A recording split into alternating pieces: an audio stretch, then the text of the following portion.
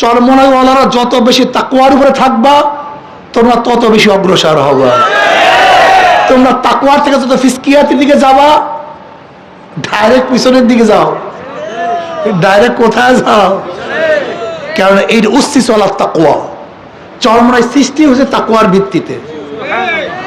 এই মিয়া ভালো মতো বুঝবা, সবাই সব জিনিস গায়ে লাগাতে পারে না, সবাইকে সব পরিবেশে মানায় না। ওই বস্তির মধ্যে সন্তান যেই পরিবেশে থাকে, আর যারা ওই পরিবেশে যায় তা থাকে না, হঠাৎ ওই পরিবেশে তাদেরকে মানায় না। চরমনাইওয়ালাদের পরিবেশটা হলো সবসময় ঘ্রাণের মধ্যে, নূরের মধ্যে, আলোর মধ্যে, জিকিরের মধ্যে, ইবাদতের মধ্যে। ওই ফিসকিয়াতের পরিবেশে তাদেরকে মানায় না। অপেক্ষা করো, ওয়ালা তাহিনু ওয়ালা তাহজানু ওয়া আনতুমুল আলাউনা ইন কুনতুম মুমিনিন। তোমরা মাওলাই কারীম আপনাকে আমাকে আজকে বৃহত্তম এক জুমার নামাজের জামাতে উপস্থিত হওয়ার তৌফিক দান করছেন, এর জন্য শুকরিয়া দান। সবাই বলে আলহামদুলিল্লাহ।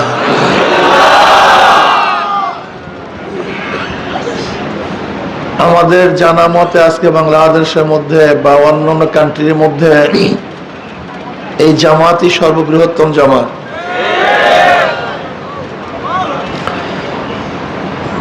বড় জামাতের মধ্যে নামাজ পড়ার ফজিলাত ভিন্ন, সওয়াব অনেক বেশি। আর সবচেয়ে বড় কথা হলো এই, আমরা অনেকেই মুসাফির, গরম, যে ইবাদত কষ্টে হয় সেই ইবাদতের মান বাড়ে। যে ইবাদতের পিছনে যত বেশি কষ্ট, সেই ইবাদতের মান তত বেশি। আচ্ছা বলেন তো, আপনি ভিডিও করতেছেন কেন? রেকর্ড করা তো ঠিক না আপনার জন্য।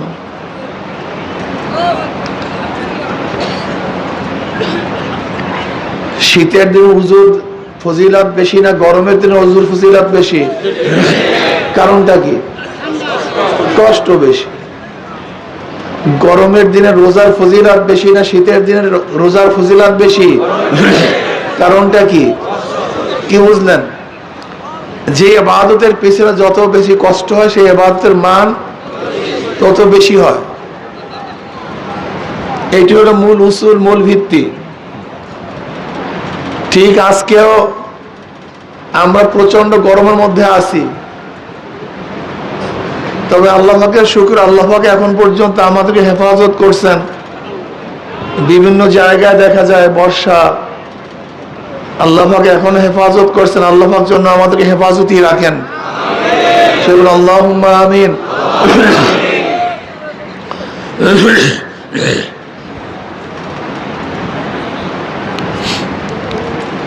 চরমনাই ময়দানে আমরা আসছি কি পাওয়ার জন্য? কথা বলেন না কেন? একমাত্র মাওলাকে পাওয়ার জন্য, অন্য কোনো উদ্দেশ্যে না। একমাত্র আল্লাহকে পাওয়ার জন্য এখানে আসছি। আল্লাযীনা জাহাদু ফীনা লানাহদিয়ান্নাহুম সুবুলানা ওয়া ইন্নাল্লাহা লামাআল মুহসিনিন। যদি মাওলাকে পাওয়ার জন্য চেষ্টা সাধনা করেন, অবশ্যই আল্লাহ পাককে পাওয়ার হাজারো রাস্তা খুলে দেবেন। এর জন্য চেষ্টা সাধনা করতে হবে। সাধনা ছাড়া মাওলাকে পাওয়া যায় না। যারা যত বেশি সাধক তারা তত বেশি দামি। নবীগণ সবচেয়ে বেশি ত্যাগ করছেন, এই জন্য নবীগণ সবচেয়ে বেশি দামি। সমস্ত নবীদের ত্যাগ সবচেয়ে বেশি। নবীদের ত্যাগ যুগে যুগে সবচেয়ে বেশি ছিল। এরপরে আমাদের সাহাবায়ে কেরাম রিদওয়ানুল্লাহি তাআলা আজমাইন, তারা অনেক বেশি ত্যাগ করছেন, যে ত্যাগের কোনো শেষ নাই, কোনো সীমা নাই। والسابقون الأولون من المهاجرين والأنصار والذين اتبعوهم إحسانا যারা মুহাজির, সাবেক মুহাজির, প্রথম যারা হিজরত করছে, প্রথম যারা আনসার, তাদের ফজিলত সবচেয়ে বেশি, তারা সবচেয়ে বেশি ত্যাগী ছিলেন।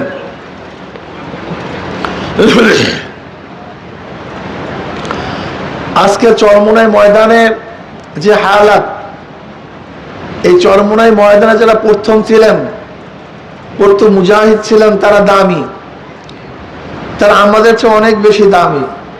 কি কথা ঠিক না? যারা প্রথম ভিত্তি স্থাপন করেন তারা দামি হন। যারা ন্যাকের সূচনা করেন, কিয়ামত পর্যন্ত ওই সূচনায় যত ন্যাক হয়, যারা সূচনা করেন তার একটা অংশ তারা পান। আদ-দাল্লু আলা খায়রিন কাফাইলিহি। আপনি যদি দাওয়াত দিয়ে কাউকে নেককার বানাতে পারেন, আপনি যদি দাওয়াত দিয়ে কাউকে নেককার বানাতে পারেন, আপনার দাওয়াত ওই ব্যক্তি যত ন্যাক করবে, দায়ীর আমল নামায় আল্লাহ পাক রব্বুল আলামিন ওই পরিমাণ ন্যাক লিখে দিবেন। দায়ীর আমল নামা ওই পরিমাণ ন্যাক লিখে দিবেন। লা ইয়ানকুসু যালিকা মিন উজুরিহিম শাইয়া। কিন্তু যেই ব্যক্তি ন্যাক করবে তার থেকে কর্তন করে নয়, এটা আল্লাহ পাক স্পেশাল বরাদ্দ। কি বরাদ্দ? স্পেশালে সবাই কান দিয়ে শোনেন, খুব ভালো মতো কান লাগান। দায়ীর ফজিলত, দায়ীর দাম, দায়ীর মান, দায়ের চেয়ে মানই কিছু হতে পারে না। ধরেন আপনি একজনকে দাওয়াত দিচ্ছেন নামাজের জন্য, আপনার দাওয়াতে সেই ব্যক্তি নামাজ পড়লো, যার দাওয়াতে যেই ব্যক্তি নামাজ পড়ছে, নামাজ পড়ার মাধ্যমে যত ন্যাক হয়েছে, দায়ীর আমল নামে আল্লাহ পাক ওই পরিমাণে ন্যাক লিখে দিবেন। কিন্তু যেই ব্যক্তি নামাজ পড়ছে তার থেকে কর্তন করে নয়, ন্যাক কাটিয়া নয়, এটা স্পেশাল বরাদ্দ। এর চেয়ে বড় ভালো কাজ কিছুই হতে পারে না, এর চেয়ে দামি কোনো কাজ হতে পারে না। আচ্ছা বলেন তো, আপনি বৎসরে ফরজ রোজা কয়টা রাখবেন? এর বেশি রাখার কোনো সুযোগ আছে? কোনো অবস্থাতেই পারবেন? কোনো অবস্থাতেই পারবেন না। কিন্তু আপনি যদি দাওয়াত দিয়ে 30 জনকে রোজা রাখান, ওই 30 জনের সওয়াব আপনার আমল নামায়। আপনি যদি 50 গঞ্জে রাখান, 50 জনের সওয়াব আপনার আমল নামায়। যদি 100 জনকে রাখান, ওই পরিমাণের সওয়াব আপনার আমল নামায়। যদি 1 লক্ষ মানুষকে রাখান, ওই পরিমাণের সওয়াব আপনার আমল নামায়। এর চেয়ে বড় দামি কোনো জিনিস নেই। এর জন্য একজন মুসলমান মুমিনের সবসময় মাথায় থাকতে হবে দাওয়াত। কি থাকতে হবে? দাওয়াত। আচ্ছা, এইমাত্র আমি যে ফজিলত বয়ান করছি, যে আমার মাথার মধ্যে একবার ঢুকে যে আমি যদি কাউকে দাওয়াত দেওয়ার কারণে সে ইবাদত শুরু করে, নেকের কাজ করা শুরু করে, আর তার নেক হুবাহু আল্লাহ পাক ওই পরিমাণ আমার আমল নামায় লিখে দিবেন, তাই বলেন তো কাজের স্প্রিয়া কেমন হয়?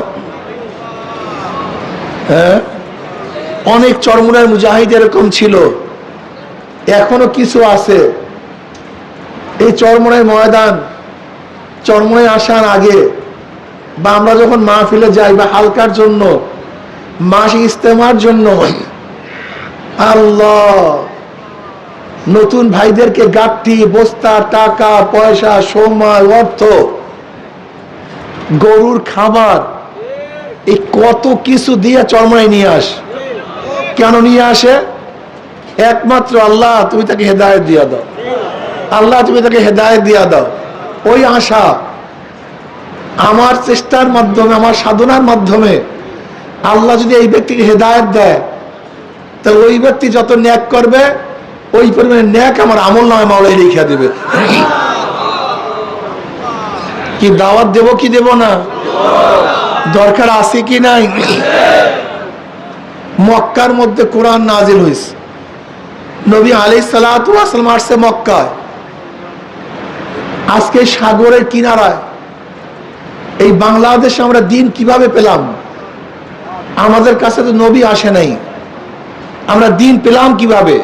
কিসের মাধ্যমে? জোরে বলেন, দাওয়াত। গোটা দুনিয়ার মধ্যে দিন ছড়িয়ে পড়ছে কিভাবে? দাওয়াত।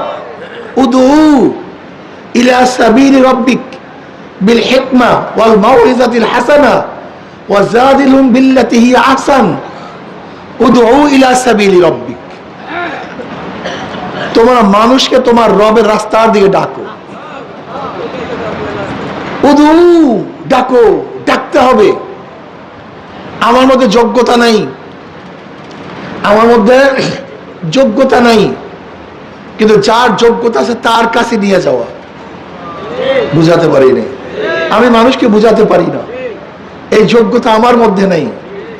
যেই মাজলিসে বুঝানো হয়, যেই মাজলিসে বুঝাতে পারে, এরকম মাজলিসে যদি আমি তাকে নিয়ে যাই, যদি আল্লাহ পাক এই উসিলা তাকে হেদায়েত দেন, কি স্পেশাল। এই তো আলহামদুলিল্লাহ, বয়ান বুঝছে স্পেশাল। শুধু তাই নয়, এইভাবে যেরকম এই মাহফিল আয়োজন যারা করছেন, আয়োজক, এই মাহফিলে যারা খরচ করছেন, আল্লাহ পাক যদি এই মাহফিলের মাধ্যমে কিছু মানুষকে হেদায়েত দেন, এই যত মানুষ সম্পৃক্ত ন্যায় পাবে কি পাবে না? এইভাবে মাদ্রাসায় যে আমরা দান করি, এই মাদ্রাসার মাধ্যমে যত আলেম হবে, কিয়ামত পর্যন্ত ইলমে দ্বীনের যে খেদমত জারি থাকবে। আমার যে খেদমত এখানে ছিল, ন্যাক হবে কি হবে না? সহজ মাসালা, মাসালা সহজ। যেই ব্যক্তি কোনো নেকের কাজের আঞ্জাম দেয়, সূচনা করে, যেই ব্যক্তি কোন নেকের কাজের সূচনা করে, আঞ্জাম দেয়, ওই মাধ্যমে যত নেক হয়, যেই ব্যক্তি নেকের কাজের আঞ্জাম দিয়েছে, সূচনা করছে, তার আমলনামায় লেখা হবে। আর যেই ব্যক্তি কোনো গুনার কাজের সূচনা করবে এবং ওই গুনার কাজের সূচনার মাধ্যমে, আঞ্জামের মাধ্যমে যত মানুষ গুনাহ করবে, যাদের মাধ্যমে সূচনা হয়েছে, তাদের আমলনামায় লেখা হবে। আচ্ছা বলেন তো, দুনিয়ার মধ্যে সর্বপ্রথম অবৈধ খুন কে করছে? কাবিল। কে করছে? এই ঘটনা আপনারা জানেন। আদম এবং হাওয়া আলাইহিস সালাতু ওয়াস সালামের মাধ্যমে আল্লাহ পাক গোটা দুনিয়ার মধ্যে বংশ বিস্তার করেছেন। হাওয়া আলাইহিস সালাতু ওয়াস সালামের গর্ভে সবসময় দুইটা সন্তান হইতো। কয় সন্তান? একজন ছেলে, একজন মেয়ে। আল্লাহ পাক এই সিস্টেম করেছেন বংশ বিস্তারের জন্য। একজন ছেলে, একজন মেয়ে। বিবাহ নিয়ম ছিল, যেই গর্ভে যেই জোড়া হয়েছিল ভাই বোন, তাদের সাথে বিবাহ হবে না, বরং অন্য যেই গর্ভ, যেই সন্তান হয়েছিল, তাদের সাথে তাদের কি হবে? বিবাহ হবে। বুঝাতে পারিনি? অর্থাৎ এইটাই ছিল তৎকালীন নিয়ম। এখন যেরকম ভাই বোনে বিবাহ জায়েজ নাই, তৎকালীন সময় নিয়ম ছিল, যেই গর্ভের থেকে যেই জোড়া বের হয়েছে, একজন কি ছিল? পুরুষ, আর একজন, ওই জোড়ার মধ্যে বিবাহ, এইটা জায়েজ ছিল না। বরং পরবর্তীতে যে জোড়া বের হবে, আগের ঘরের পুরুষ, পরের ঘরের মহিলা, বা আগের ঘরের মহিলা, পরের ঘরের পুরুষ, এইভাবে বিবাহ হতো। এইটাই ছিল সিস্টেম। এই সিস্টেমে গোটা দুনিয়ার বংশ বিস্তার লাভ করছে। কাবিলের সাথে যে সন্তান জন্মগ্রহণ করছে, কাবিলের বোন, সে বোন ছিল কালো, মানে সুন্দর। আর হাবিলের সাথে যে বোন জন্ম হয়েছে, সেই বোন ছিল কালো। এখন নিয়ম অনুযায়ী হাবিলের সাথে যে বোন জন্মগ্রহণ করছে, তাকে বিবাহ করবে কে? কাবিল। আর কাবিলের সাথে যে বোন জন্ম হয়েছে, তাকে বিবাহ করবে কে? হাবিল। এমনিতে উসুল, এই নিয়মের মধ্যে সুন্দরী মেয়ে পড়ছে কার ভাগে? হাবিলের ভাগে। আর কালো মেয়ে পড়ছে কার ভাগে? কাবিলের ভাগে। এইটাই কানুন, এইটাই নিয়ম। এবার কাবিল বেঁকে পড়ছে, কারণ না, আমি এটা মানি না। আদম আলাইহিস সালাতু ওয়াস সালাম বুঝাবার চেষ্টা করেছেন, তাই না আমি মানি না। আদম আলাইহিস সালাতু ওয়াস সালাম বলতে মান্নত করো, কি করো? আল্লাহর রাস্তায় মান্নত করো, যার মান্নত কবুল হবে সেই অনুযায়ী ফয়সালা হবে। হাবিল ভেড়া পালতেন, দুম্বা পালতেন, ছাগল পালতেন, আর কাবিল কৃষি কাজ করতেন।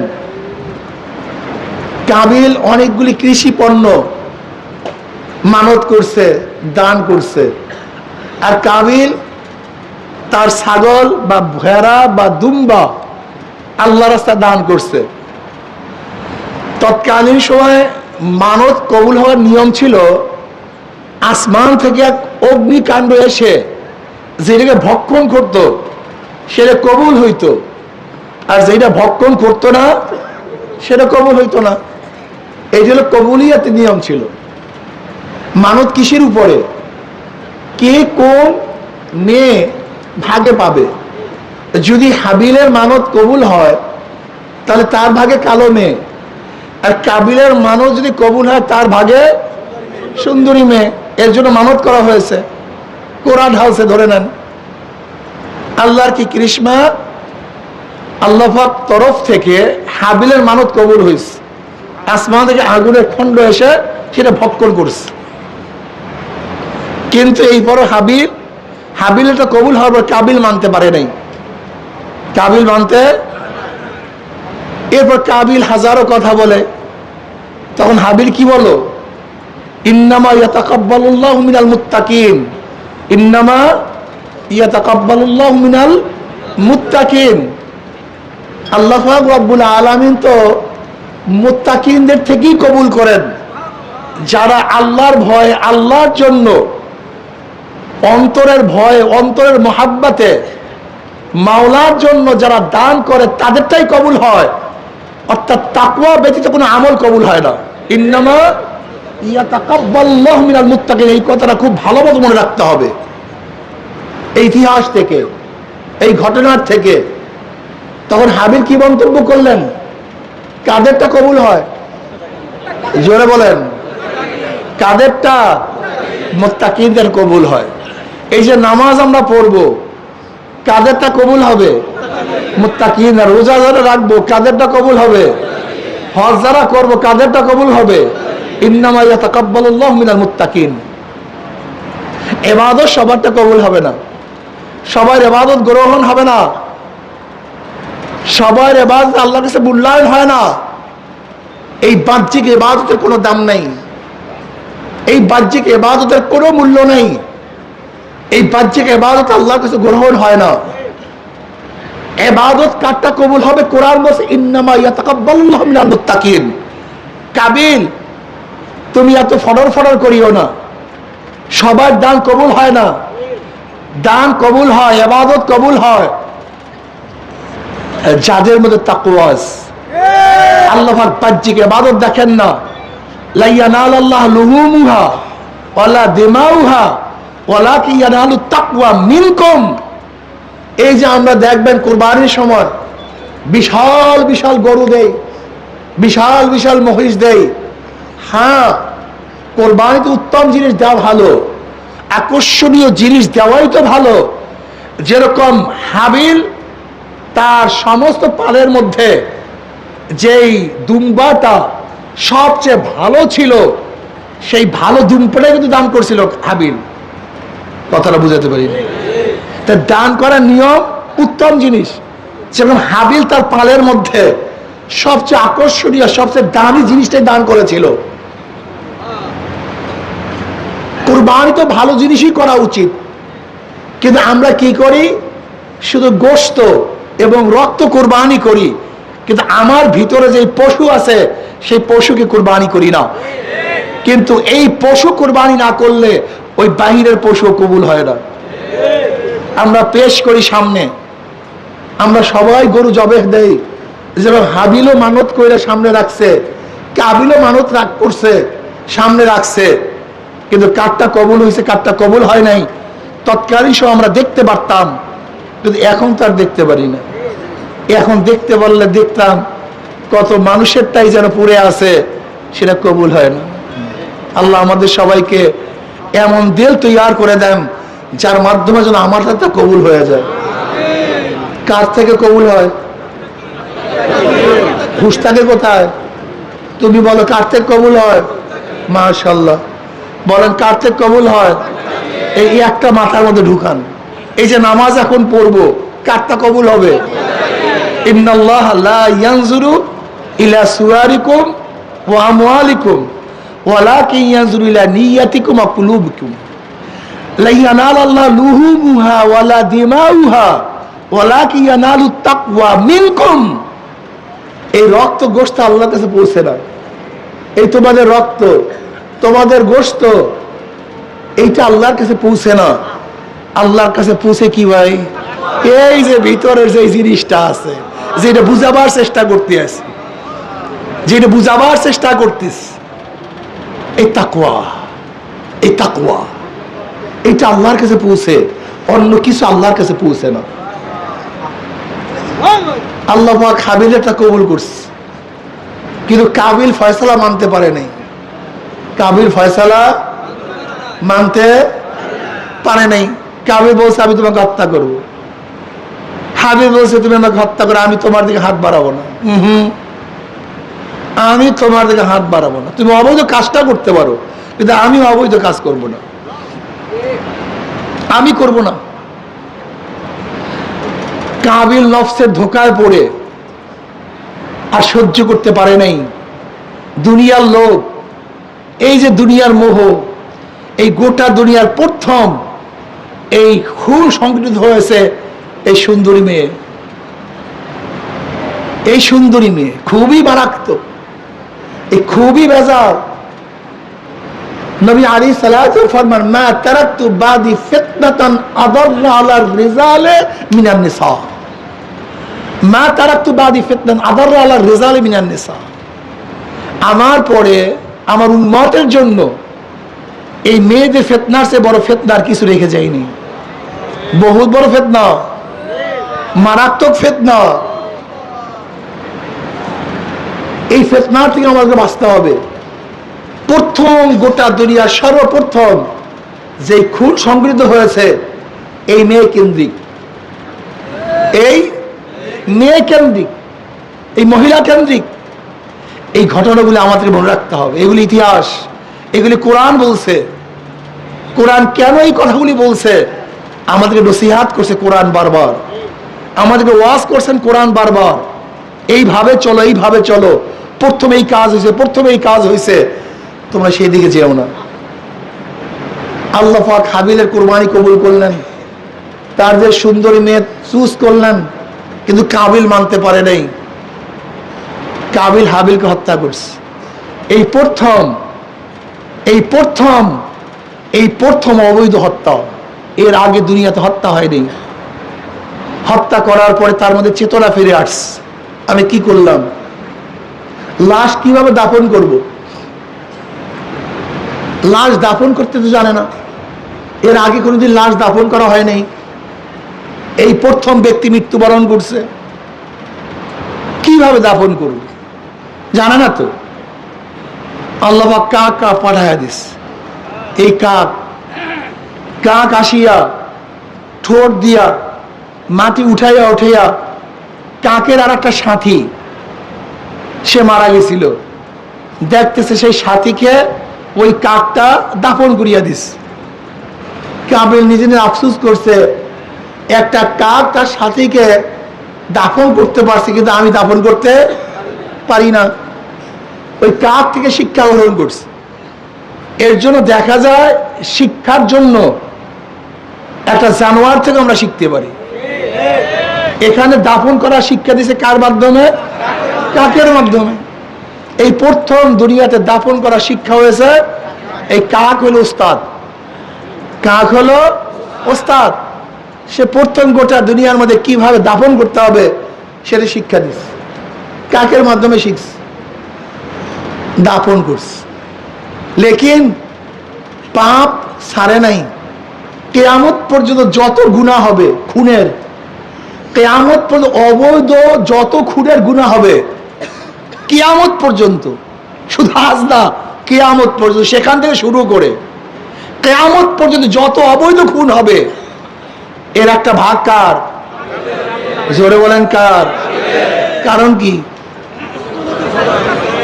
হ্যাঁ, কি বুঝলেন?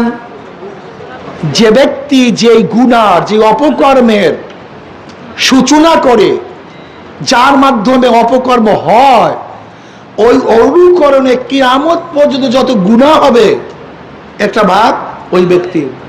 এর জন্য খবরদার, একটা হলো গুনাহ, আর হলো গুনার সূচনা, একটা হলো গুনাহ, আর হলো গুনার সম্প্রসারণ। আমরা তো সবাই গুনাহগার পাগল, কুল্লুকুম খাত্তাউন, আমরা সবাই গুনাহগার। কিন্তু এমন গুনাহ করিয়েন না, এমন পাপ করিয়েন না যেই পাপে আরেকজন পাপিষ্ট হয়। যেমন প্রস্কটার করলেন, একটা হল ব্যক্তি, এক ব্যক্তি হলো গুনাহ করছে, অবৈধ কাজে লিপ্ত হয়েছে, কার মধ্যেই তার গুনাহ, সে অবৈধ কাজের গুনাহ ভোগ করবে। কিন্তু যদি কেউ অবৈধ কাজের দ্বার উন্মোচন করে, পথ খুলে দেয়, দরজা খুলে দেয়, ওই দরজার মাধ্যমে, পথের মাধ্যমে যত মানুষ গুনাহ করবে, ওই ব্যক্তির আমল নামে ওই পরিমাণ গুনাহ। এই কাজ কোন পাগলে করে আমাকে বলেন তো? কোন পাগলে এই কাজ করে? হ্যাঁ, কোন পাগলে এই কাজ করে? এক ব্যক্তি যাত্রা গানের আয়োজন করছে। কিসের আয়োজন? ওই যাত্রা গান দেখি আর যত মানুষের গুনাহ হবে, ওই যারা যাত্রা গানের সহযোগী প্রত্যেকের আমল নামে সেই পরিমাণের গুনাহ। এক ব্যক্তি গান শুনছে, কি হয়েছে? জোরে বলেন। কিন্তু এক ব্যক্তি আয়োজন করছে গানের, এক ব্যক্তি গান শুনছে, স্পেশালি গানের গুনাহ, আর আয়োজন করার কারণে, এই গান শোনার কারণে যত মানুষ গুনাহগার হয়েছে, ওই শয়তানের কপাল পোড়ায়, ওই কপাল পোড়ার কপালের মধ্যে সব লেখা আছে। এই যে নির্বাচনের ভোট, এই একই কাজ। আপনার ভোটের মাধ্যমে, আপনার ভোটের মাধ্যমে, আপনার ভোটের মাধ্যমে ওই ব্যক্তি যত গুনাহ করবে, যেহেতু আপনার মাধ্যমে কাজটা সূচনা হয়েছে, আপনার আমল নামে সব। আপনি ভোটটাকে কি মনে করছেন? অনেক গুরুত্বপূর্ণ তো ভাই, অনেক গুরুত্বপূর্ণ। এটা মারাত্মক ব্যাপার, এটা মারাত্মক ব্যাপার, এটা বিশ্বাসই করতে পারবেন না। যাই হোক, গুনার সূচনা করিয়েন না, এমন কাজ করিয়েন না যাতে গুনার সম্প্রসারণ হয়, এমন কাজ করিয়েন না আরেকজন গুনাহগার হয়, এমন কাজ করিয়েন না আপনার কারণে একজনের গুনাহ করতে বাধ্য হয়, এই কাজ করিয়েন না। আল্লাহ, এমনি মিয়া পারি না গুনার থেকে বাঁচতে, এমনি হাজারো গুনাহ, আবার গুনার বীজ রোপণ করবেন, বিনার গুনার আপনি গাছ বপন করবেন, হ্যাঁ, গুনার নহর জারি করবেন, এটা করিয়েন না, এটা করবেন না। আবার আপনার মাধ্যমে যত ন্যাক মসজিদ করছেন, এই মসজিদে যত ব্যক্তি নামাজ পড়বে, আপনার আমল নামায় জারি, হ্যাঁ, চলতে থাকুন, আলহামদুলিল্লাহ। মাদ্রাসা করছেন, আমল নামায় জারি। যত ন্যাকের কাছে আঞ্জাম দিবেন, আপনি নাই, কিন্তু আমার মাওলায়, আপনার আমার মাওলায়, আপনার মাওলায় আপনাকে মাহরুম করবেন না, লেখতেই থাকবেন, লেখ জমনের লেখা লেখ। কিয়ামতের ময়দানে হাজারো মানুষ দেখবে, কোটি কোটি কোটি কোটি ন্যাক, কোটি কোটি নামাজ, কোটি কোটি রোজা, কোটি কোটি ইবাদত, কোটি কোটি। আল্লাহ আল্লাহ আল্লাহ, এত ন্যাক, এত ন্যাক আইলো কোথার থেকে? আল্লাহ পাইলাম কই? এত ন্যাক কোথার থেকে? তুই ন্যাকের যে সূচনা করেছ, যে ন্যাক তুই সূচনা করেছ, ওই তোর ন্যাকের সূচনায় যত মানুষ ন্যাক করছে, তুই নাই দুনিয়াতে, কিন্তু আমার ফেরেশতারা বসে নাই, কিয়ামত পর্যন্ত তোর আমল নামে লেখা। কি দাওয়াত দিবেন না তো কেউ? হ্যাঁ, ঘরে বসিয়া থাকেন, দাওয়াত দিয়েন না কেউ, কেউ দাওয়াত দিয়েন না, দাওয়াত কেউ দিয়েন না। চলবে দাওয়াত ইনশাআল্লাহ, হ্যাঁ, সবাই চলবে দাওয়াত ইনশাআল্লাহ। কে কে রাজি? দুই হাত তুই, নারায়ে তাকবীর, নারায়ে তাকবীর, নারায়ে তাকবীর। চরমনায় মুজাহিদরা একা থাকতে পারে না, একা থাকতে পারে না। আমার আব্বাজান রহমতুল্লাহ আলাই, দাদাজান রহমতুল্লাহ আলাইয়ের কাছে এসে অনেকে বলতো হুজুর আমি একা, আমি হুজুর একা, আমি ওই এলাকায় একা। আমার নিজের কানে আমি দেখে শুনেছি, আমার নিজের চোখে দেখেছি। আব্বাস রহমতুল্লাহ ধাবার দিয়ে বলছে সরমন মুজাহিদ একা থাকতে পারে না। কি কে থাকতে পারে না? কে থাকতে পারে না? চরমনা মুজাহিদ একা থাকতে পারে না। একা চরমনে মুজাহিদ থাকতে পারে না। যেখানে একজন চরমনে মুজাহিদ আছে সেখানে কাফেলা তৈরি হয়ে যায়। আর তোমরা কি করো? ওই মফাসলা মাহফিলে যাই, তুমি একা মাহফিলে আসো, তুমি ব্যর্থ, তুমি ব্যর্থ, তুমি ব্যর্থ। আগে দেখেছি এক এক এলাকার থেকে, এক এক গ্রামের থেকে মাহফিল হবে, অনেক আগে থেকে তৈয়ার হয়ে গেছে। মুজাহিদরা 1 মাস আগে থেকে তৈয়ার হয়ে গেছে দাওয়াতের জন্য। হাজারো মানুষকে দাওয়াত দিয়ে তারা মাহফিলে নিয়ে আসতো। এখন দেখা যায় একা যায়। তুমি একা গেলা কেন? তুমি চরমনে মুজাহিদ হতে পারো নাই, তুমি উদ্দেশ্য বলছো নাই তো। তুমি উদ্দেশ্য, তোমার কলবার মধ্যে আগুন নেই, তোমার কলিজে আগুন লাগে নাই, তোমার ব্যথা নষ্ট হয়ে গেছে, তোমার ভিতরে যে পাওয়ার ছিল সেই পাওয়ারটা দুর্বল হয়ে গেছে। এর জন্য আর একজনকে আকর্ষণ করে না, আর একজনকে ধরে না, তোমার চুম্বক নষ্ট হয়ে গেছে। এর জন্য আবার চুম্বককে তাজা করো, আকর্ষণ বাড়াও, কলবের নূর তৈয়ার করো, কলবের মধ্যে সেই হালাত তৈয়ার করো, আবার দাওয়াত দেওয়া শুরু করো। মনে থাকবে ইনশাআল্লাহ। এই এবার প্রশ্ন করবো, কাজের আমল কবুল হয়? মাশাআল্লাহ, মাশাআল্লাহ। যত ইবাদত, যত ইবাদত, যত কাজ, যত কিছু, ইন্নামা ইয়াতাকাব্বালুল্লাহু মিনাল মুত্তাকিন। বুখারীর মধ্যে রওয়ায়াত দেখছেন, কিয়ামতের ময়দানে এক শহীদকে আল্লাহ পাক ডাকবে, শহীদ কি নিয়ে আসছো? বলে আল্লাহ তোমার রাস্তায় গলা কাটায় দিস।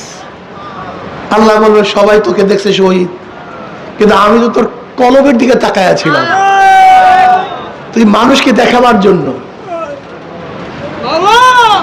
গরিমতের মাল পাওয়ার জন্য, পদোন্নতি হওয়ার জন্য তুই আমার রাস্তায় গলা কাটাইছো, আমার জন্য না। মানুষ তোকে শহীদ বলছে, কিন্তু আমি তোকে শহীদ বলি না। সবাই শহীদই কাফেলা। একটা হলো শরিয়াতে শহীদ, আর হলো রাজনৈতিক শহীদ। কি শহীদ ভাই? আর একটা হলো, দেখেন না, রাজনৈতিক শহীদ হিন্দুরাও শহীদ হয়। রাজনৈতিক শহীদে, কিন্তু শরিয়াতের শহীদ সবাই হতে বুঝাইতে পারি না। রাজনৈতিক শহীদ ভিন্ন জিনিস, শরিয়াতের শহীদ ভিন্ন জিনিস। এখন যত শহীদ শোনেন, শহীদি কাফেলা, শহীদি অমুক, অমুক শহীদ, এগুলো রাজনৈতিক শহীদ, এরা শরিয়াতের শহীদ না। শরিয়াতের শহীদ হতে হবে কিভাবে? আপনি যদি বলেন আমি ইসলাম কায়েম করবো না, শরিয়াত কায়েম করবো না, আর আপনি সেই রাস্তায় মারা গেলে শহীদ হবেন, এরকম ফতোয়া আমার জানা নাই। যদি কারোর জানা থাকে আমাকে জানাইয়া দিবেন, একটু জানতে চাই। এই ফতোয়াটা আমি জানতে চাই, খুবই আমার আগ্রহ যে শহীদের ব্যাখ্যা, কিভাবে শহীদ হয়, কেন শহীদ হয়, কোন উদ্দেশ্যে শহীদ হয়। আমরা যতটুকু দেখেছি, যুদ্ধের ময়দানে গিয়েও যদি আল্লাহর ওয়াস্তে না হয়, সে শহীদ হবে না। এই মতো বুখারীর রওয়ায়াত শুনাইস, বুখারীর মধ্যে আসছে আল্লাহ পাক সেই ব্যক্তিকে ডাকবে, কি নিয়ে আসছো? বলে আল্লাহ তোমার রাস্তায় শহীদ হইস, গলা কাটায় দিস। আল্লাহ বলবে আমি তোর অন্তর, আমি তোর কলবের দিকে তাকায়া ছিলাম। তুই গনিমতের মালের জন্য, চাকরির জন্য, পদোন্নতির জন্য, শোহরাতের জন্য, তোর আলোচনার জন্য, তোর বীর, বিশাল বীর, এর জন্য শহীদ হয়েছ, আমার জন্য না। আল্লাহ পাক কি বলবেন? হে ফেরেশতাকে ধর, ওর হাত পার মধ্যে জাহান্নামের শিকল লাগা, উব্বুর কর, টানতে টানতে জাহান্নামে নিক্ষেপ কর। বুখারীর রওয়ায়াত, বুখারী শরীফের মধ্যে আসছে। এত সহজ মনে করছেন নাকি আপনি? কারিকে ডাকবে, আলেমকে ডাকবে, কে নিয়ে আসছো? বলবে আমি আলেম, আমি কারি। আল্লাহ বলবেন তুই মানুষকে আকৃষ্ট করার জন্য, মানুষের প্রশংসা কামাই করার জন্য, হাদিয়া পাওয়ার জন্য বয়ান করছো, কেরাত তেলাওয়াত করছো, আমার জন্য নয়। দুনিয়াতে পেয়ে গেছো, ওকে ধর, হাত পা মধ্যে জাহান্নামের শিকার লাগাও, উব্বুর কর, টানতে টানতে জাহান্নামে নিক্ষেপ কর। আল্লাহ ডাউনশিলকে ডাকবে, ডাউনশিল কি করছো? আল্লাহ তোমার পছন্দ মতো এমন কোন জায়গা নাই যেখানে আমি ব্যয় করি নাই, মাদ্রাসা মসজিদে এতিমখানায় দান করেছি। আল্লাহ বলবেন আমি জানি কেন দান করেছো। মানুষ তোকে প্রশংসা করবো, ধর, হাত তার মধ্যে জাহান্নামের শিকার লাগা, উব্বুর কর, টানতে টান জাহান্নামে নিক্ষেপ কর। ইন্নামা ইয়াতাকাব্বালুল্লাহু মিনাল মুত্তাকিন। মনে রাখবেন, খবরদার যারা চরমনে আসছেন, তরিকার কাজ করতেছেন, ইবাদত করতেছেন, দাওয়াত দিচ্ছেন, যদি সদর হওয়ার জন্য, সেক্রেটারি হওয়ার জন্য, পদোন্নতির জন্য, টাকা পাওয়ার জন্য, এইবার নির্বাচনে দেখা গেছে কার কতটুকু ঈমান আছে।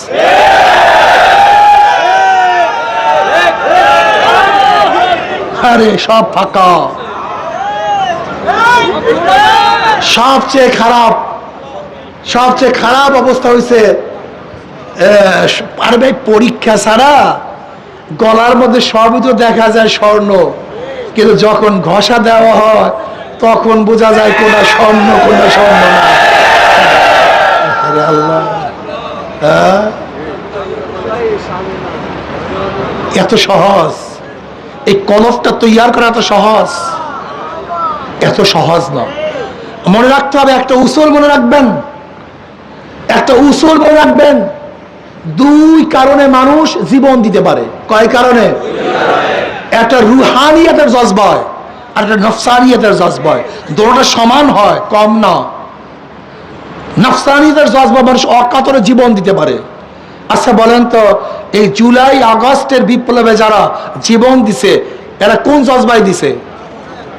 নফসানিয়াত। এটা জোশ।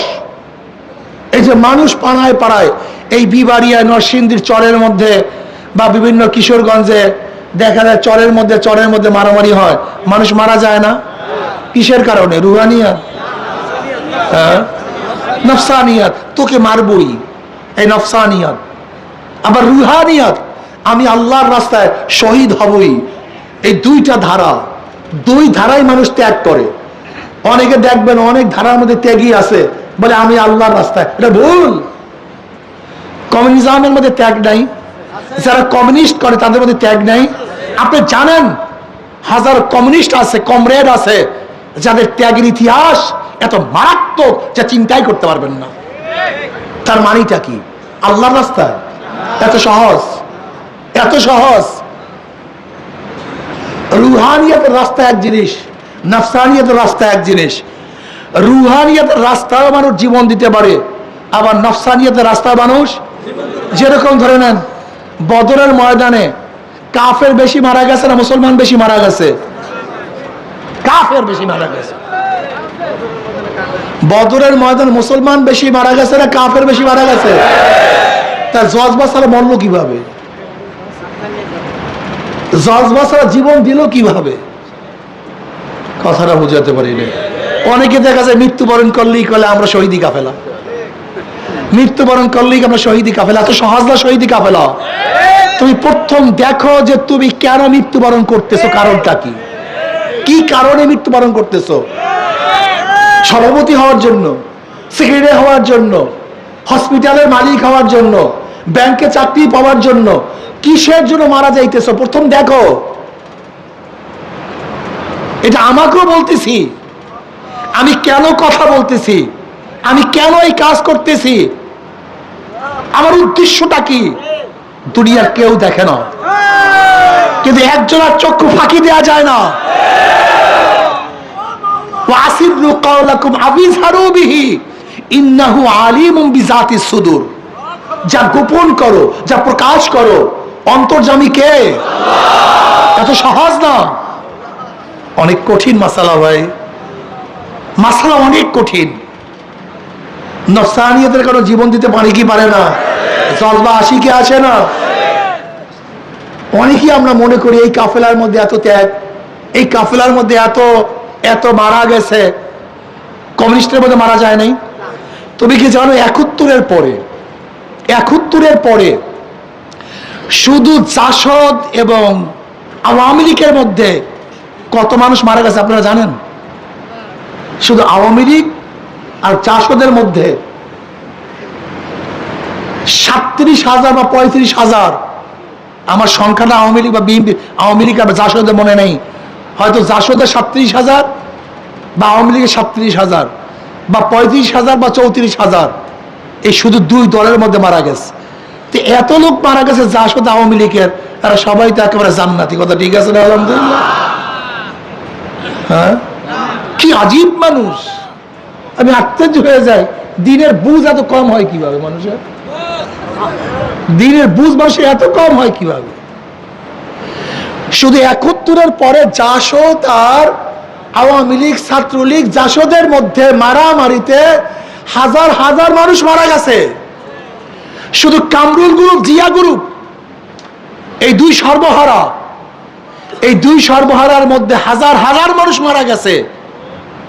সব জান্নাতি, আলহামদুলিল্লাহ, ঠিক আছে না?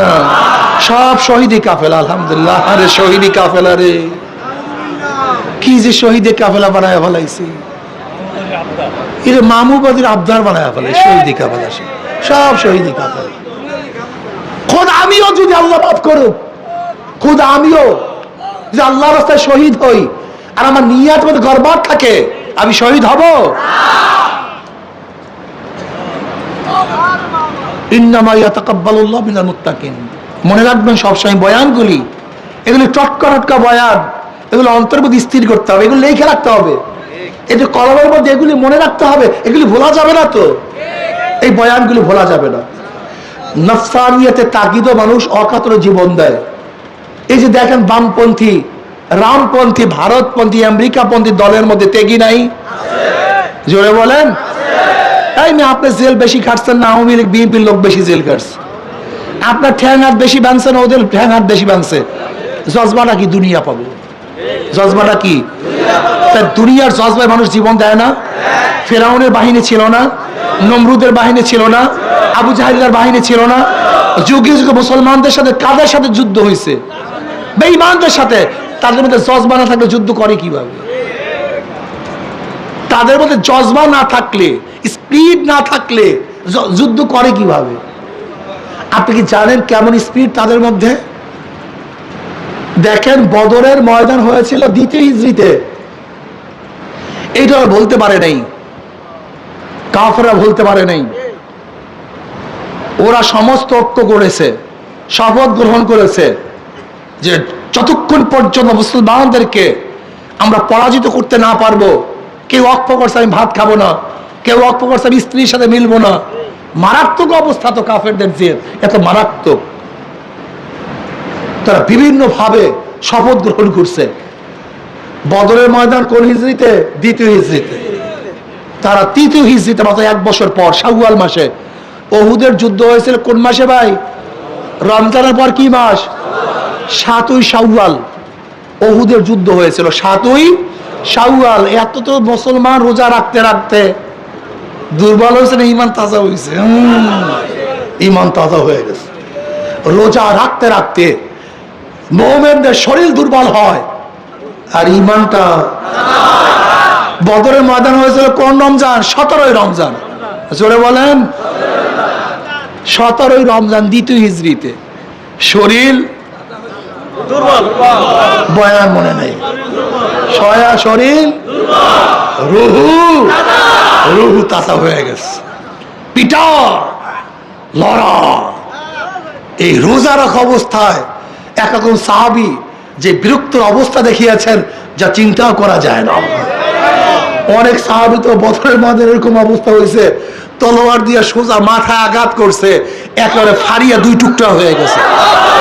বুঝেন আঘাতের তেজটা কি? ওরে আল্লাহ রে, মাওলা সুবহান আল্লাহ, এমন মারছে একেবারে 2 পাট। কথাটা বুঝাতে পারছি? শরীর দুর্বল, রুহু তাজা। মুসলমান কোনদিন শরীরের শক্তি দিয়ে বিজয় অর্জন করতে পারে না। মুসলমান সবসময় রুহে, কথা কয় না, রুহের শক্তি, রুহের শক্তি। আমি খুব ভালো মতো একটা জিনিস খেয়াল করে দেখছি, যারা এবার পোস্টারের মধ্যে খুব বেশি ছবি টবি দিয়া ছাপাইছে, প্রত্যেক জায়গায় ভোট কম পাইছে। কিন্তু যারা আমরা ছবি টবি বেশি দেইটাই নেই, সব জায়গায় আমরা ভোট বেশি পাইছি। কথাটা বুঝাতে পারি না। হ্যাঁ, তুমি কার থেকে শিক্ষা গ্রহণ করতে আসো? ইসলামী আন্দোলন কার থেকে? আমি খুব ভালো মতো লক্ষ্য করতেছি কোন জায়গার হালাত কি। আমি বিশ্বাস করি, শোনো, চরমনাইওয়ালারা যত বেশি তাকওয়ার উপরে থাকবা, তোমরা তত বেশি অগ্রসর হবা। তোমরা তাকওয়ার থেকে যত ফিসকিয়াতের দিকে যাবা, ডাইরেক্ট পিছনের দিকে যাও। ডাইরেক্ট কোথায় যাও? কারণ এই উচ্ছিস আলা তাকওয়া, চরমনাই সৃষ্টি হয়েছে তাকওয়ার ভিত্তিতে। এই মিয়া, ভালো মতো বুঝবা, সবাই সব জিনিস গায়ে লাগাতে পারে না, সবাইকে সব পরিবেশে মানায় না। ওই বস্তির মধ্যে সন্তান যেই পরিবেশে থাকে, আর যারা ওই পরিবেশে যায় তা থাকে না, হঠাৎ ওই পরিবেশে তাদেরকে মানায় না। চরমনাইওয়ালাদের পরিবেশটা হলো সবসময় ঘ্রাণের মধ্যে, নূরের মধ্যে, আলোর মধ্যে, জিকিরের মধ্যে, ইবাদতের মধ্যে। ওই ফিসকিয়াতের পরিবেশে তাদেরকে মানায় না। অপেক্ষা করো, ওয়ালা তাহিনু ওয়ালা তাহজানু ওয়া আনতুমুল আলাউনা ইন কুনতুম মুমিনিন। তোমরা বিজয় হবাই হবে ইনশাআল্লাহ। একটু অপেক্ষা করো, এত অস্থির হয়ে যাও কেন? আমি যেই কেউ বলতেছিলাম, দ্বিতীয় হিজরিতে বদরের ময়দান, তৃতীয় হিজরিতে উহুদের ময়দান। মুসলমানরা খুব শিকাস্তি হয়ে গেছে একটা ভুলের কারণে, ইস্তেহাদের কারণে। মুসলমানরা খুবই অবস্থা খারাপ। মুসলমানদের সেই আকর্ষণ, মুসলমানদের সাহস, মুসলমানদের শক্তি, মুসলমানদের ভিত্তি নড়বড়ে হয়ে গেছে। কিসের পরে? উহুদের পরে। এই ঘটনা এখন বলবো, খুব ভালো মতো আজকের মনে রাখবা। এই কথাগুলি বলার জন্যই আজকে বয়ান। এখন যে কথাগুলি বলবো এর খুব ভালো মতো মনে রাখবা। মনে থাকবে ইনশাআল্লাহ? না, তুমি তো ঘুমাও, তোমার মনে থাকবে কেমন? কই দেখি সবাই সচেতন আছেন তো? আজকে এই কথাগুলি মনে রাখলে কোনো ঝামেলা থাকবে না ইনশাআল্লাহ। দেখো মন একেবারে ক্লিয়ার হয়ে যায়, একেবারে ক্লিয়ার, একেবারে ক্লিয়ার হয়ে যাবে ইনশাআল্লাহ। বদরের ময়দান কোন হিজরিতে? বদরের ময়দান কোন হিজরিতে? দ্বিতীয় হিজরিতে। কোন মাসে? রমজান মাসে। উহুদের যুদ্ধ কোন হিজরিতে? তৃতীয় হিজরিতে। কোন মাসে? শাওয়াল মাসের 7 তারিখ বা 8 তারিখ। আরবি মাসের মধ্যে এরকম কিছু পার্থক্য হতে পারে। যুদ্ধের মধ্যে পড়তো মুসলমানরা, বিজয় হয়েছিল। এরপর মুসলমানরা ইস্তেহাদের কারণে, ওই যে নবী আলাইহিস সালাতু বলেছেন খবরদার পাহাড় ছাড়বা না, কিন্তু মুসলমান ইস্তেহাদ করছে। কি করছে? যে এই ঘোষণা ছিল যুদ্ধ চলাকালীন অবস্থা, এখন তো যুদ্ধ শেষ, এখন আমরা সবাই গনিমতের মাল টোকাই বা ছেড়ে দেই। ওখানে ছিল 50 জন, সংক্ষিপ্ত কথা, কত? 50 জন। 40 জন ইখতিলাফ করে চলে আসছে মাঠে, কিন্তু 10 জন বলছে না, আমরা যাব না। খালিদ বিন ওয়ালিদ রাদিয়াল্লাহু তাআলা তখন মুসলমান হয় নাই, তিনি পিছন থেকে কাফেলা নিয়ে আক্রমণ করছে, মুসলমানদের উপর আক্রমণ করছে। হঠাৎ অপ্রস্তুত পিছন থেকে আক্রমণ করার কারণে যেই ঘটনা ঘটছে তা আপনারা জানেন। এই ঘটনা আমি আবৃত করব না, খুবই অবস্থা খারাপ। মুসলমানরা ছত্রভঙ্গ হয়ে গেছেন। মুসলমানদের অকর, মুসলমানদের উপরে যেই মানুষের একটা ভীতি ছিল সেটা নষ্ট হয়ে গেছে। বুঝেন না, হাতি ফান্দে পড়লে কি জানি চামচিকা তালায়, হাতি ফান্দে পড়লে ঠিকই একই অবস্থা। উহুদের ময়দানে মুসলমানরা শিকাস্তি হওয়ার পরে ইহুদি গোত্রগুলি, বনু কাইনুকা, বনু নজির, এই সমস্ত গোত্রগুলি, বনু আসাদ, এই ছোট ছোট গোত্রগুলি মুসলমানদের আক্রমণ করার জন্য এখন কোন লাতো আক্কা, তুমি কে, মনে হয় বিদ্যাঙ্গুলি দেখা, ভাবটাই ভিন্ন। যে মুসলমান আজবাদ ছিল, অকার ছিল বদরের ময়দানের পরে, এখন এইটা পুরা কি হয়ে গেছে? শুধু বাহিরে না, ভিতরের অবস্থা খারাপ। ওই যে কি পরিচয় পাওয়া যায় না মনে নেই, মুনাফিকের পরিচয় পাওয়া যায় যুদ্ধের ময়দানে, এগুলি বের হয়ে আসছে, গুপ্তগুলি বের হয়ে আসছে, গুপ্তগুলিও ওই যেগুলো গুপ্ত ছিল ওগুলো বের হয়ে আসছে। কিসের পরে? উহুদের পরে। অবস্থা খুব খারাপ। নবী আলাইহিস সালাম খুবই চিন্তিত, খুবই চিন্তিত, খুবই চিন্তিত। কি মাসে বললাম না উহুদের ময়দান? শাওয়াল মাসে। কোন হিজরি? এর মধ্যে চতুর্থ হিজরি সফর মাসে,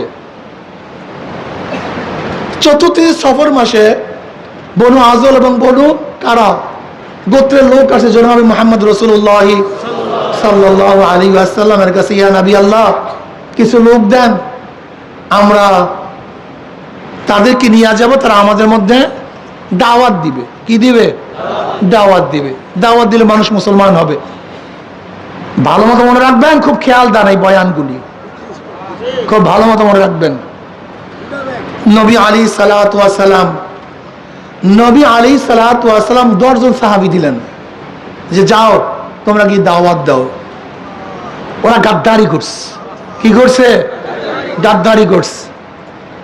নবী আলাইহিস সালাতু ওয়াস প্রিয়তম 10 জন সাহাবীদেরকে নিয়ে গিয়ে ওরা বনু লহিয়ান, বনু লহিয়ান গোষ্ঠীকে লাগাইয়া দিস যে তোমরা তাদের আক্রমণ করো।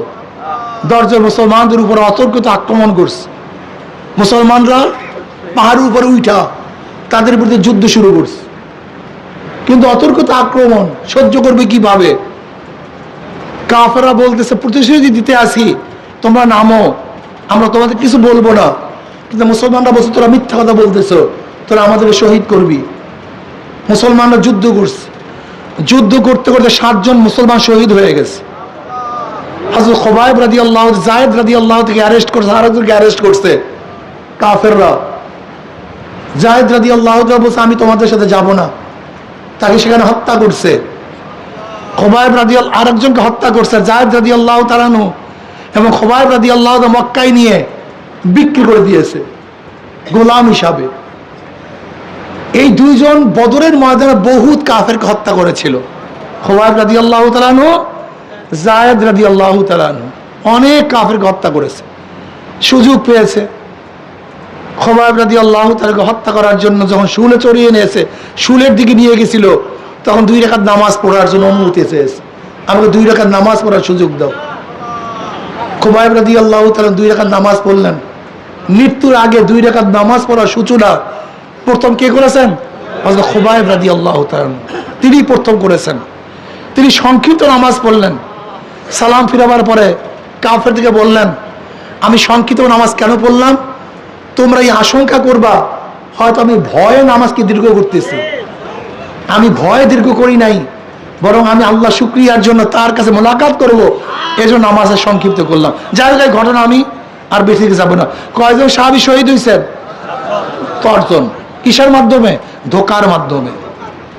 সফর মাসে, মাত্র 4 মাস পর শাওয়াল মাস, শাওয়াল মাসের পরে সফর, এই সফর মাসে 4 মাস পর ওই মাসই বীরে মাউনা, ওই মাসই বীরে মাউনা।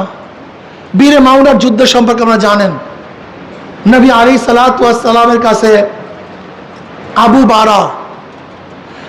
বারা আমের ইবনে মালিক, আবু বারা আমের ইবনে মালিক নজদের থেকে আসিয়া বলছি ইয়া নবী আল্লাহ, কিছু সাহাবী দেন যেন আমাদের মধ্যে দাওয়াতি কাজ করবে। নবী আলাইহিস সালাতু ওয়াস সালাম বলছেন আমি নজদের মানুষের মধ্যে সন্দেহ করি। এই কথাটা পয়েন্ট মনে রাখবেন, পয়েন্ট মনে রাখবেন। আমি নজদেবাসী ব্যাপারে কি করি? সন্দেহ করি। আবু বারা বললেন আমি নিরাপত্তা দিলাম, আমি নিরাপত্তা দিলাম। নবী আলাইহিস সালাতু ওয়াস সালাম প্রিয় সাহাবী, কুররা, দরবেশ, আবেদ, নেককার, আহলু সুফফা যারা সবসময় নবীর খেদমতে থাকতেন, এত দামি দামি সাহাবী, 70 জন সাহাবী। কয়জন? 1-2 জন না, 70 জন সাহাবীকে দিয়ে দিলেন। আবু বারা যারা হাফেজ ছিলেন, সবাই কোরআনে হাফেজ ছিলেন, 70 জন সাহাবী দিয়ে দিলেন। আহা,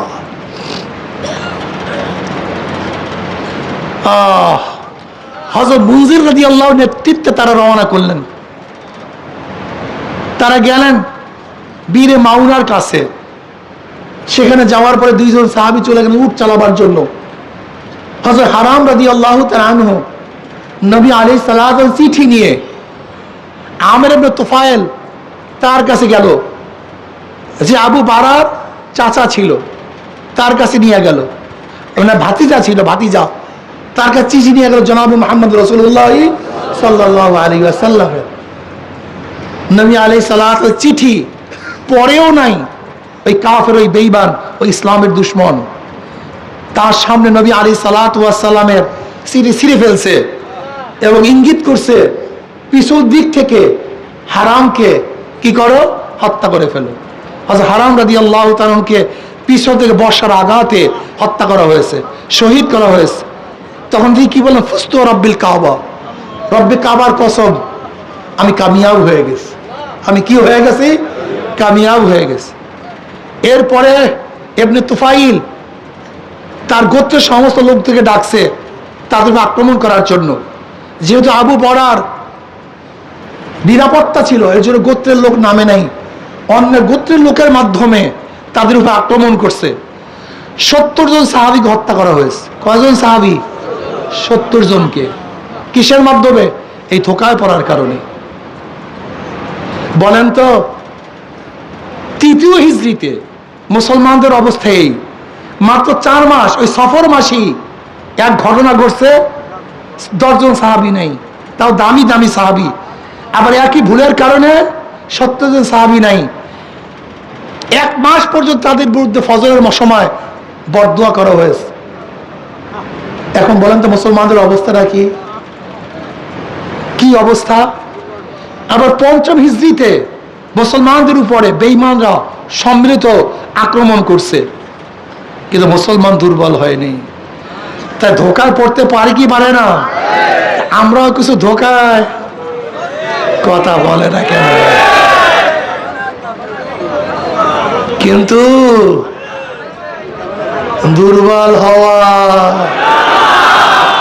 মনে থাকবে ইনশাআল্লাহ।